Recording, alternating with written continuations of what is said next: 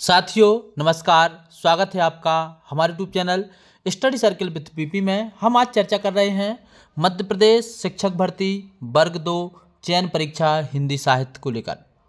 साथियों, एक केवल मध्य प्रदेश शिक्षक भर्ती के लिए ही नहीं बल्कि यूजीसी नेट, जेआरएफ, केंद्रीय विद्यालय, DSSB, नवोदय विद्यालय और एकलव्य विद्यालय, जिसकी अभी जो है 10,000 भर्ती हुई हैं और 30,000 भर्ती और आने वाली हैं, जिसके बारे में अलग से जानकारी दूंगा।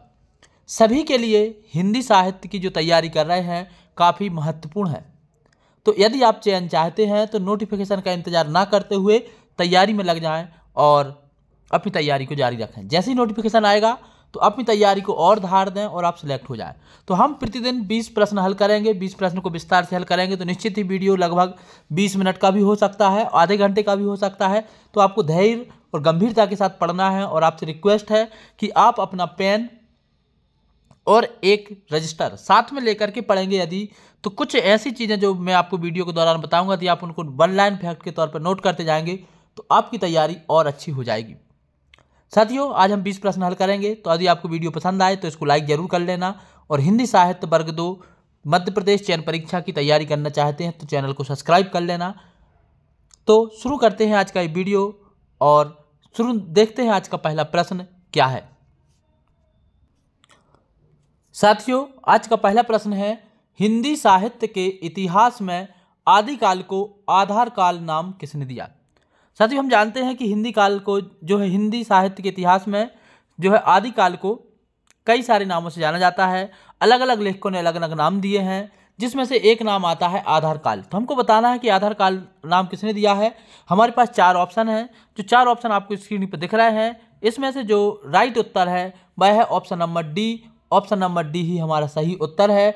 डॉक्टर मोहन अवस्थी ने हिंदी साहित्य के इतिहास को आधार काल नाम दिया है। इसके अलावा एक और हिंदी साहित्य इतिहास लेखन प्रारंभ में लेखिका हुई हैं सुमन राजे। उन्होंने भी हिंदी साहित्य के इतिहास में आदिकाल को आधार काल नाम दिया। तो ये 2 नाम तो हमको याद हो ही गए कि डॉक्टर मोहन अवस्थी ने हिंदी साहित्य के इतिहास को आधार काल, साहित्य के इतिहास में आदिकाल को आधार काल कहा है डॉक्टर मोहन अवस्थी ने। इसके अलावा कुछ नाम और आप चाहें तो नोट कर सकते हैं, जैसे चारण काल। चारण काल जो नाम दिया है वो जॉर्ज गियर्सन ने दिया। आरंभिक काल मिश्र बंधुओं ने कहा। बीज वपन काल आचार्य महावीर प्रसाद द्विवेदी ने कहा। वीरगाथा काल आचार्य रामचंद्र शुक्ल ने कहा। सिद्ध सामंत काल पंडित राहुल सांकृत्यायन ने कहा। वीर काल आचार्य विश्वनाथ प्रसाद ने कहा। संधि एवं चारण काल डॉक्टर रामकुमार वर्मा ने कहा। आदिकाल आचार्य हजारी प्रसाद द्विवेदी ने कहा। आधार काल सुमन राजे और मोहन अवस्थी ने कहा। और जयकाल कहा है रमाशंकर शुक्ल रसाल ने। तो आपने इतने सारे नाम सुने, यदि आप इन सबको नोट कर लेते हैं तो फिर आदिकाल के नाम से संबंधित कोई भी क्वेश्चन आ जाए हमसे खाली नहीं जाएगा। इस प्रश्न का उत्तर ऑप्शन नंबर डी है। बढ़ते हैं अगले प्रश्न की तरफ। साथियों, हमारा दूसरा प्रश्न है, a dictionary of English and Hindustani के लेखक कौन है। जो यहाँ पर का लिखा है ये ऑफ है, जो है ये टाइपिंग मिस्टेक है, इसको आप ठीक कर लें। A dictionary of English and Hindustani के लेखक कौन है। ऑप्शन है George Grierson, William Growse, John Gilchrist और फ्रेडरिक पिंकॉट। साथियों, तो इन ऑप्शंस में हमारा जो राइट उत्तर है, हमारा राइट उत्तर है option number C, John Gilchrist. John Gilchrist की जो किताब है a dictionary of English and Hindustani, इन्होंने इस किताब का जो प्रकाशन किया था वह 1787 में हुआ था। आप इसको भी याद कर सकते हैं।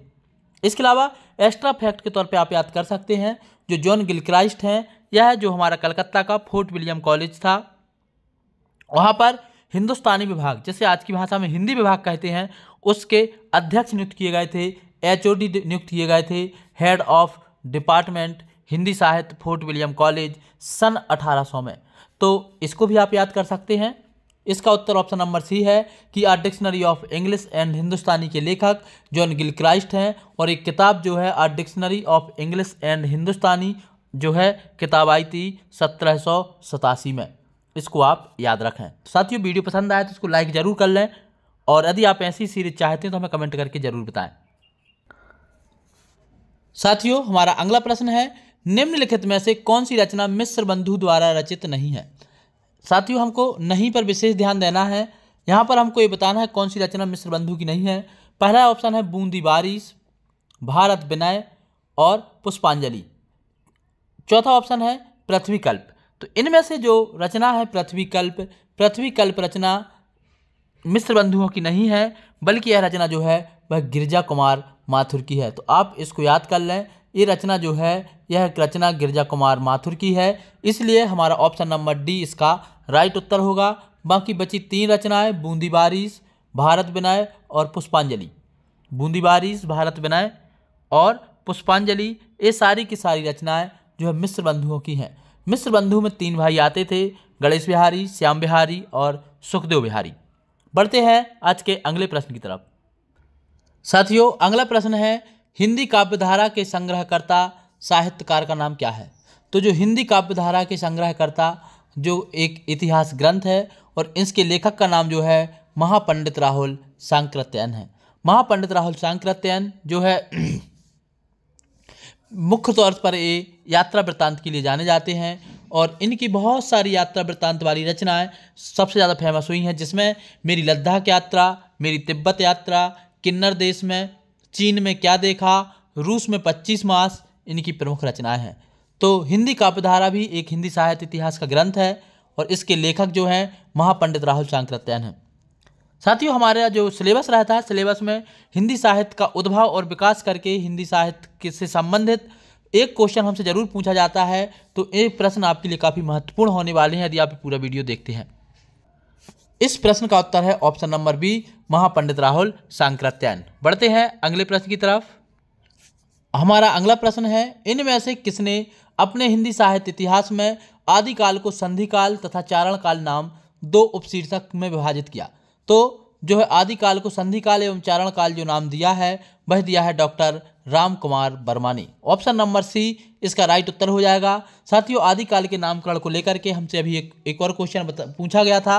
पहले क्वेश्चन में बता चुका हूं कि किसने क्या नाम दिए हैं, तो आप वहां से नोट भी कर सकते हैं।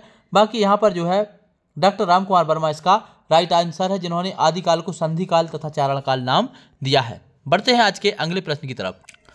अगला प्रश्न है हिंदी साहित्य का वैज्ञानिक इतिहास किसकी रचना है या के लेखक कौन है। तो साथियों हिंदी साहित्य का जो वैज्ञानिक इतिहास है यह लिखा है डॉक्टर गणपति चंद्र गुप्त ने।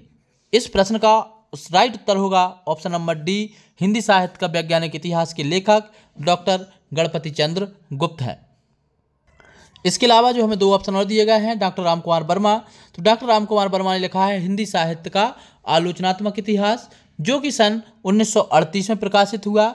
वहीं जो एक और हमारे यहाँ पे नाम दिया गया है रामस्वरूप चतुर्वेदी। तो साथियों रामस्वरूप चतुर्वेदी ने जो किताब लिखी है, जो उस किताब का नाम है हिंदी साहित्य और संवेदना का विकास। हिंदी साहित्य और संवेदना का विकास डॉक्टर रामस्वरूप चतुर्वेदी की है और हिंदी साहित्य का आलोचनात्मक इतिहास डॉक्टर राम कुमार वर्मा की है। और जो हमारे यहाँ पे पूछी गई किताब है हिंदी साहित्य का वैज्ञानिक इतिहास, तो वह गणपति चंद्र गुप्त की है। इसको हमको याद रखना है। और हिंदी साहित्य का जो वैज्ञानिक इतिहास है इसके 2 भाग हैं। एक भाग 2 भाग हैं जो 1965 ईस्वी में लेखक गणपति चंद्र गुप्त हैं, जिन्होंने इसको 1965 में प्रकाशित किया। बढ़ते हैं आज के अगले प्रश्न की तरफ। अगला प्रश्न है हिंदी साहित्य का बृहद इतिहास, इस इतिहास ग्रंथ का प्रकाशन किया था। हर एक किताब का प्रकाशन कोई ना कोई करता है। तो जो एक किताब है हिंदी साहित्य का बृहद इतिहास, इस किताब का प्रकाशन जो किया गया था वह किया गया था नागरी प्रचारिणी सभा के द्वारा। नागरी प्रचारिणी सभा काशी के द्वारा हिंदी साहित्य का बृहद इतिहास जो है प्रकाशित किया गया था। और जो ये इतिहास प्रकाशित हुआ था यह 16 खंडों में प्रकाशित हुआ था। हमसे कई बार पूछा जाता है कि हिंदी साहित्य का बृहद इतिहास कितने खंडों में प्रकाशित हुआ, तो यह जो है 16 खंडों में प्रकाशित हुआ था। इस बात को हमें याद रखना है। बढ़ते हैं साथियों अगले प्रश्न की तरफ। हमारा अगला प्रश्न है हिंदी साहित्य जगत में मिश्र बंधु नाम से विख्यात लेखकों में सम्मिलित हैं। तो हिंदी साहित्य जगत में जो मिश्र बंधुओं के नाम से विख्यात हैं उसमें आते हैं हमारे गणेश बिहारी, श्याम बिहारी और सुखदेव बिहारी। हमको ये नाम मेन याद रखने हैं, गणेश बिहारी, श्याम बिहारी, सुखदेव बिहारी। साथियों कृष्ण बिहारी नाम के व्यक्ति नहीं है, इसलिए ऑप्शन नंबर 1 गलत हो जाएगा। इसके अलावा राम बिहारी मिश्र भी कोई नहीं है, इसलिए भी गलत हो जाएगा। और यहाँ भी कृष्ण बिहारी नाम इसलिए भी गलत हो जाएगा। सही नाम है गणेश बिहारी मिश्र, श्याम बिहारी मिश्र और सुखदेव बिहारी मिश्र। इन तीनों को मिलाकर के कहा जाता है मिश्र बंधु। और इन्होंने जो एक किताब लिखी थी जिसका नाम था मिश्र बंधु विनोद। तो ऑप्शन नंबर डी हमारा राइट आंसर है। गणेश बिहारी, श्याम बिहारी और सुखदेव बिहारी जो है मिश्र बंधु के नाम से जाने जाते हैं। अगला प्रश्न फिर आया है कि मिश्र बंधुओं ने रीतिकाल को कौन सा नाम दिया है। साथियों, मिश्र बंधुओं ने रीतिकाल को जो नाम दिया है वह नाम दिया है अलंकृत काल। मिश्र बंधुओं ने जो है रीतिकाल को अलंकृत काल कहा है।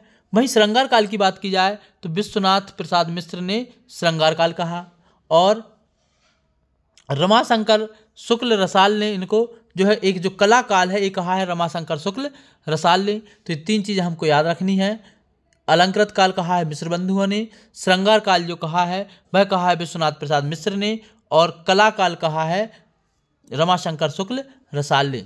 तो इस तरीके से ऑप्शन नंबर ए हमारा मिश्र बंधुओं ने रीतिकाल को नाम दिया। ऑप्शन नंबर बी हमारा राइट आंसर हो जाएगा अलंकृत काल। मिश्र बंधुओं ने रीतिकाल को क्या कहा है? अलंकृत काल कहा है।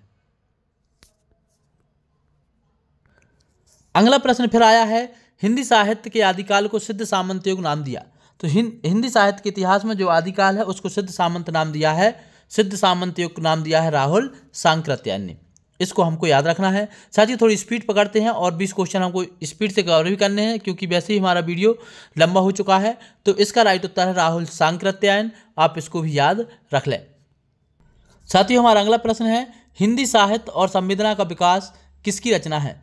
हिंदी साहित्य और संवेदना का विकास जो रचना है हमने अभी पिछले क्वेश्चन बताया था रामस्वरूप चतुर्वेदी। डॉक्टर रामस्वरूप चतुर्वेदी की रचना है हिंदी साहित्य और संवेदना का विकास। बढ़ते हैं अगले प्रश्न की तरफ। साथियों, अगला प्रश्न है नागरी प्रचारणी सभा द्वारा प्रकाशित हिंदी साहित्य का बृहद इतिहास के प्रथम भाग का शीर्षक है। तो इसका राइट उत्तर है प्रश्न नंबर 12 का हमारा कि नागरी प्रचारणी सभा द्वारा प्रकाशित हिंदी साहित्य के बृहद इतिहास के जो प्रथम भाग का नाम या शीर्षक रखा गया था वह था हिंदी साहित्य की पीठिका। तो इसको हमें याद रखना है कि नागरी प्रचारणी सभा द्वारा जो प्रकाशित किया गया था हिंदी साहित्य का बृहद इतिहास, जिसमें प्रथम भाग का जो शीर्षक था हिंदी साहित्य की पीठिका। तो इसका राइट उत्तर हो जाएगा ऑप्शन नंबर डी नागरी प्रचारणी सभा, जो कि वाराणसी में है, वहाँ से एक प्रकाशन का काम करती थी। साथियों, काफ़ी लेवल का प्रश्न है कि असंगत विकल्प चुनिए। इसमें से गलत विकल्प हमको बताना है। प्रश्न है हिंदी साहित्य का दूसरा, अब 4 ऑप्शन हमको दिए गए हैं, चारों के विकल्प हमको पढ़ करके बताना है कौन सा गलत है। हिंदी साहित्य का दूसरा इतिहास बच्चन सिंह, हिंदी साहित्य 20वीं शताब्दी बाबू श्याम सुंदर दास, हिंदी साहित्य का इतिहास लक्ष्मी सागर वार्ष्णेय, हिंदी साहित्य का आलोचनात्मक इतिहास डॉक्टर रामकुमार वर्मा। इसमें से हमको राइट उत्तर बताना है। तो साथियों, इसके लिए आपको बता दें, सबसे पहले हिंदी साहित्य का दूसरा इतिहास बच्चन सिंह ने लिखा है, बिल्कुल सही है। हिंदी साहित्य का इतिहास लक्ष्मी सागर वार्ष्णेय के द्वारा लिखा गया, ये भी बिल्कुल सही है। हिंदी साहित्य का आलोचनात्मक इतिहास डॉक्टर रामकुमार वर्मा के द्वारा लिखा गया। लेकिन हिंदी साहित्य 20वीं शताब्दी जो ये किताब है ये बाबू श्याम सुंदर दास के द्वारा नहीं लिखाई गई है, बल्कि इसको जो लिखा गया है इसको लिखा है नंद दुलारे वाजपेयी ने। किसने लिखा है? नंद दुलारे वाजपेयी ने लिखा है, इसलिए ये असंगत होगा। और इसी असंगत के हिसाब से ऑप्शन नंबर बी हमारा राइट उत्तर हो जाएगा। हिंदी साहित्य 20वीं शताब्दी, इसके लेखक हैं नंद दुलारे वाजपेयी, लेकिन यहाँ पर ऑप्शन में दिया गया है बाबू श्याम सुंदर दास, इसलिए ये गलत है। बढ़ते हैं अब अगले प्रश्न की तरफ। अगला प्रश्न है रीतिकाल को सर्वप्रथम श्रृंगार काल नाम रखने का सुझाव किसने दिया? साथियों, रीतिकाल को श्रृंगार काल नाम रखने का सर्वप्रथम जो सुझाव दिया गया था वह दिया गया था विश्वनाथ प्रसाद मिश्र के द्वारा। ऑप्शन नंबर बी हमारा राइट आंसर हो जाएगा। विश्वनाथ प्रसाद मिश्र के द्वारा रीतिकाल को जो है श्रृंगार काल नाम रखने का सुझाव दिया गया था। तो इसका उत्तर हो जाएगा ऑप्शन नंबर बी। बढ़ते हैं अगले प्रश्न की तरफ। साथियों, अगला प्रश्न है हिंदी साहित्य के इतिहास लेखन की परंपरा का सूत्रपात किसने किया? मतलब हिंदी साहित्य को लिखने की शुरुआत किसने की थी? तो हिंदी साहित्य को जो लिखने की शुरुआत की थी वह की थी गारसादा तासी के द्वारा। तो इसका आंसर हो जाएगा ऑप्शन नंबर सी गारसादा तासी। अगला प्रश्न है उस इतिहास ग्रंथ का नाम बताइए जिसमें लगभग 5000 कवियों का विवरण संकलित है। तो जो मिश्र बंधु विनोद किताब लिखी गई है इसमें 5000 कवियों का लगभग वर्णन है और उन्हीं के बारे में इसमें बताया गया है। तो इसका राइट उत्तर हो जाएगा ऑप्शन नंबर ए, मिस्र बंधु विनोद जो है मिस्र बंधुओं के द्वारा लिखी गई। वही मिस्र बंधु जो हमने अभी पिछले क्वेश्चन में देखे थे, श्याम बिहारी, गणेश बिहारी और सुखदेव बिहारी। बढ़ते हैं अगले प्रश्न की तरफ। साथियों, हमारा अगला प्रश्न है, राहुल सांकृत्यायन ने हिंदी का पहला कवि किसे मानते हैं? तो साथियों, जो राहुल सांकृत्यायन है वह हिंदी का पहला कवि मानते हैं सरायपात को। सरायपात को राहुल सांकृत्यायन ने हिंदी का पहला कवि माना है। अलग अलग लेखकों के द्वारा अलग अलग लोगों को पहला कवि माना गया है। इससे संबंधित और एक विस्तार से वीडियो लेकर के आएंगे, एक तो आदिकाल के नाम को लेकर के और इनके जो है पहले कवि मानने को लेकर के। आज के इस प्रश्न में आप याद रख लीजिए कि राहुल सांकृत्यायन के द्वारा सरायपात को हिंदी साहित्य का पहला कवि माना गया। साथियों, अगला प्रश्न है, हिंदी साहित्य इतिहास की कितनी पद्धतियां हैं? तो जो हिंदी साहित्य का इतिहास लिखा गया है, हिंदी साहित्य इतिहास के लेखन की जो पद्धतियां हैं वह 4 पद्धतियां हैं। हिंदी साहित्य इतिहास लेखन की 4 पद्धतियां हैं। तो इसका उत्तर हो जाएगा ऑप्शन नंबर बी, 4। हिंदी हमसे पूछा जाएगा कि हिंदी साहित्य इतिहास लेखन की कितनी पद्धतियां हैं, तो हमको बता देनी है 4। बढ़ते हैं अगले प्रश्न की तरफ। साथियों, हिंदी साहित्य इतिहास लेखन की जो 4 पद्धतियां हैं वो यहाँ पे मिल भी गई हैं। वर्णानुक्रम पद्धति, कालानुक्रम पद्धति, विधेयवादी पद्धति और वैज्ञानिक पद्धति। तो ये तो 4 हिंदी साहित्य इतिहास लेखन की विधियां हैं। लेकिन हमारा क्वेश्चन तो कुछ और ही है कि रामचंद्र शुक्ल ने इतिहास लेखन में कौन सी पद्धति को अपनाया है। और साथियों, इन्होंने जो पद्धति अपनाई है वह सर्वमान्य है और सबसे ऑथेंटिक है। इन्होंने अपनाई है विधेयवादी पद्धति। तो इसका प्रश्न का उत्तर हो जाएगा ऑप्शन नंबर सी। और वैसे हमसे पूछा जाए कि यदि हिंदी साहित्य इतिहास लेखन की 4 विधियां कौन सी हैं, तो वह है वर्णानुक्रम पद्धति, कालानुक्रम पद्धति, विधेयवादी पद्धति और वैज्ञानिक पद्धति। बढ़ते हैं आज के अगले प्रश्न की तरफ। साथियों, आज का हमारा अगला प्रश्न है, हिंदी साहित्य के प्रारंभिक काल को आदिकाल नाम किसने दिया?